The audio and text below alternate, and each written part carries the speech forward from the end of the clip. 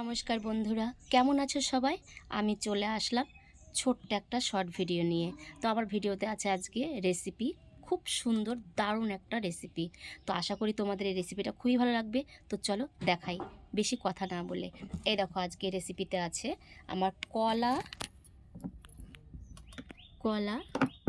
পেঁয়াজ, রসুন, আর এই যে দেখো চিংড়ি মাছ।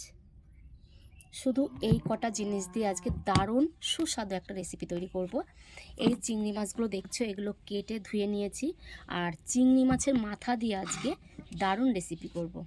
আশা করি তোমাদের ভালো লাগবে। চলো তাহলে শুরু করছি রেসিপিটা। প্রথমে আমি চিংড়ি মাছের মাথাগুলো ভেজে নিলাম। দেখো আমার ভাজা হয়ে গেছে।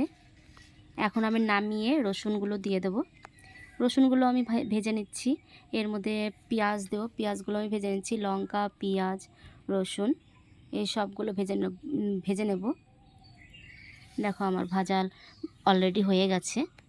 এখন এর মধ্যে আমি দিয়ে দেবো এই যে কলার খোসাগুলো কেটে সেদ্ধ করা ছিল, কেটে ছোট ছোট করে কেটে নিয়েছি। এখানে লঙ্কা আর কলার খোসাগুলো দিয়ে দিলাম। এটাকে হালকা করে ভেজে তারপর আমি বেটে নেব। প্রথমে চিংড়ি মাছগুলো বেটে নিচ্ছি, তারপরে কলার খোসাগুলো বেটে নেব। কারণ চিংড়ি মাছের মাথাগুলো তো কাটা কাটা আছে না, এর জন্য ওইটা আগে বেটে নিলাম। একসঙ্গে বাটলে হয় না। দেখো বাটছে আর কি সুন্দর সেন্ট বেরিয়েছে।